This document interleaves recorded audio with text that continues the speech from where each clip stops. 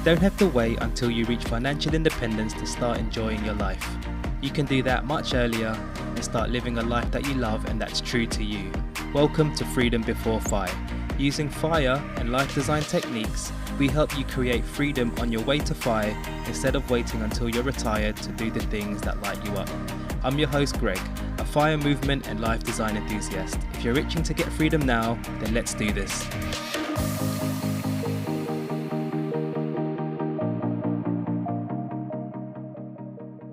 Hello there and welcome back to another episode of Freedom Before FI. My name is Greg, and if you're new here, my aim is to help you unlock elements of freedom in your life before reaching financial independence. So I was recently scrolling over the post in a FIRE movement Facebook group, and I saw that one of the members was feeling a little bit deflated about her current FI path. Mainly because she said she was on an average salary and it's costing her a lot to keep going out to eat and socialise with friends and work colleagues whilst at the same time saving and investing. She said you have to buy food at a restaurant, you have to buy drinks, you have to pay for transport, and it's hard to make or keep in touch with friends this way. And I totally get it. Going out can cost you an arm and a leg these days. Personally, eating out takes quite a chunk of our monthly expenses, but that's because we're foodies. But we do try to limit eating out to roughly once a week and try not to go to super expensive places. The thing is, it just made me think there's so many other things we can do that's enjoyable, that you can do with others, make new friends, and that doesn't break the bank as well. So for today, I'll be giving you 23 ideas of things you can do for fun that's either really cheap or even completely free. And I've split them into 3 segments: low prep, i.e. low preparation, medium prep, and high prep. Low prep meaning it doesn't take much time and effort to organize, medium prep meaning you may need to do some planning and organization beforehand, and then high prep meaning you'll need to plan in advance and there might be multiple moving pieces. Okay, let's jump into these ideas, starting with the low prep ones. So idea number 1 is arranging a nature walk in National Park with friends or family. Back in UK, my sister and her hubby would take us around the Lake District where she lives, and we'd hike in the fields and in the mountains. It was really fun. The second idea is, if you're a bookworm like me, you can go on a trip to the local library. Idea number 3 is to have a picnic in a park and bring some budget-friendly food like homemade sandwiches and cakes. Idea number 4 is to walk around the mall, especially if you live in a tropical climate where they have air conditioning. You can go window shopping or play on the arcades, or sometimes malls have things like archery, ice skating, bowling, and other fun stuff like that. Idea number 5 is go free museum hopping. Most cities have free museums if you're into history, science, and the arts. If you're quite active, you could do some free sports in a local park, like cycling, running, basketball, ultimate frisbee. You can find parks with free-to-use sports facilities. There's usually a basketball court, a tennis court, and things like that in parks these days. Well, they certainly were when I was a kid. Idea number 7 is working out together with your friends. You could walk in at a gym, join a group class, or go to those free outdoor park gyms if you wanted a more frugal option and something more outdoorsy. So idea number 8 is if you're lucky enough to live near a beach, you can swim or just chill there. Most beaches are completely free, although you do have to prep for swimwear and things like that. Idea number 9, if you're a bit of a foodie, you can go to a farmer's market or a city weekend market. And those places usually have budget-friendly food stores. Back when me and my wife was living in Makati in the central business district of Manila, we used to go to a weekend market and we used to try all the local delicacies because the farmers would go down there on the weekends and sell all of their food and their wares. So idea number 10 is something very similar, but it's going to night markets and trying different food stalls and food trucks. And most of these you can find in the city. All right, so let's head on over to the medium prep ideas. So idea number 11 is to organize a potluck at home with friends or family, or at someone else's place if you can't be bothered to do all the cleaning. So this is something we love doing with our family because we love cooking. Or if you're not into cooking, or if you don't have any time, you could just order food. So idea number 12 is to arrange a game night at home with your friends. I used to do this all the time. So games like charades, hangman, and those kind of against the clock type board games were our go-tos. Idea 13 is arrange a movie night. That could be with your friends or your family. Just get some popcorn, some good quality nachos, some good dips, and a nice movie. You can't go wrong. Idea number 14 is that you can volunteer on your own or with a group.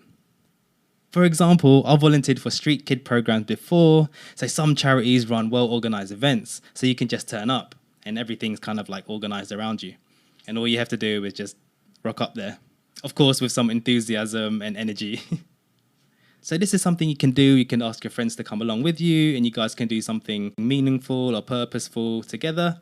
So I've done this before. So I've rounded up some friends that I met at a hostel that I was staying at during one of my travels. All right, so idea 15 is to join events at meetup.com.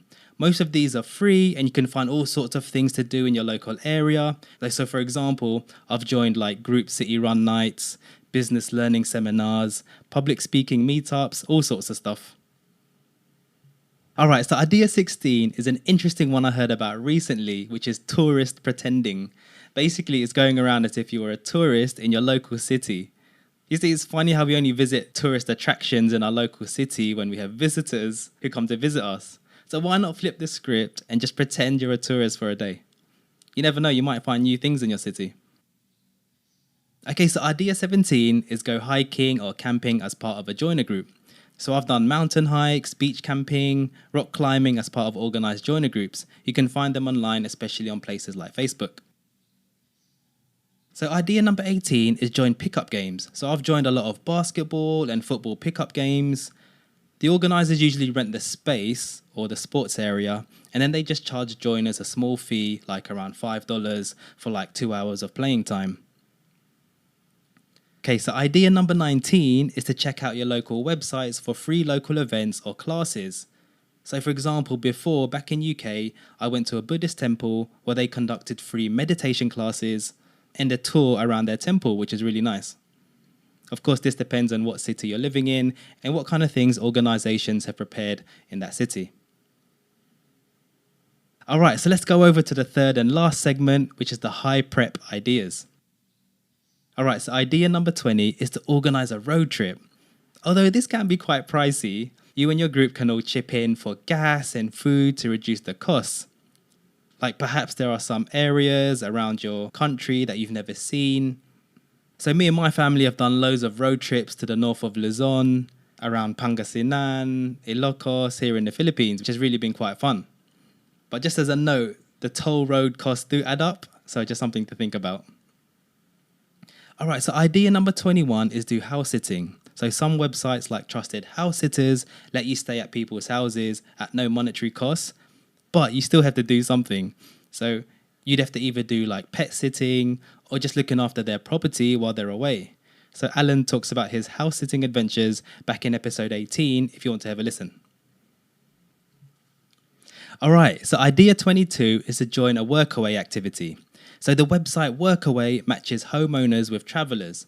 They give you accommodation and food in exchange of working, say, 4 to 5 hours a day, 5 days a week, or 4 or 5 days a week. And the jobs usually fall under things like farming, hotel work, construction, and some even ask you to do digital marketing and things like that. But they also have other types of work. Like, for example, when I was in Malaysia, I worked with some Buddhist monks teaching English to their youth cohort for about 2 weeks. They gave me decent accommodation and 3 meals a day, which was awesome, and I saved a lot of money. All right, and then the last idea, idea 23, is go woofing. So WWOOF, or WWOOF, otherwise known as the Worldwide Opportunities on Organic Farms, is an organization similar to Workaway in that farm owners provide you accommodation and food in exchange for farm work. So with both of these last two ideas, you can learn new skills and make new friends while you're at it. So win-win. All right, so those are the 23 ideas, and I hope that's given you some inspiration or things you can try this coming weekend. So before I go, there are 4 concepts I just wanted to talk about, and this will help you when considering going out. So the first one is the concept of pooling your money with others. So putting your money together with others to reduce your costs.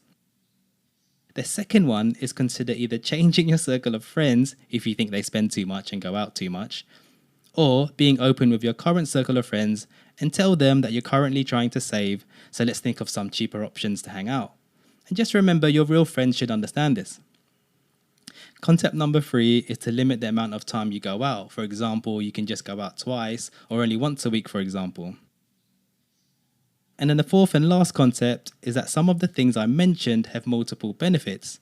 So for example, joining a hiking group, you can do something active, good for your health, you're in nature, so it's good for your mental health, and you might even make new friends while you're at it.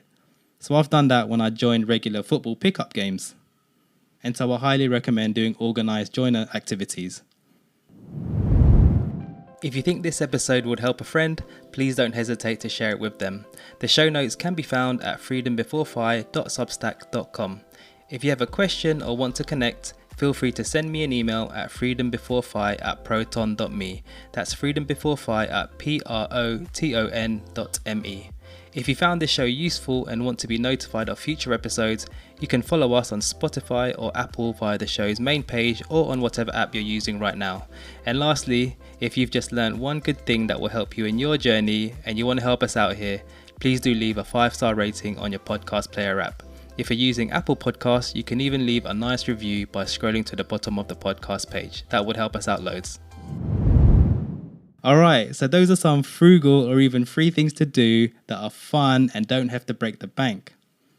Feel free to email me if you tried any of these, or even if you just plan to try them. Alright, so as always, practice gratitude, live life by your design, and do things that make you smile. You got this.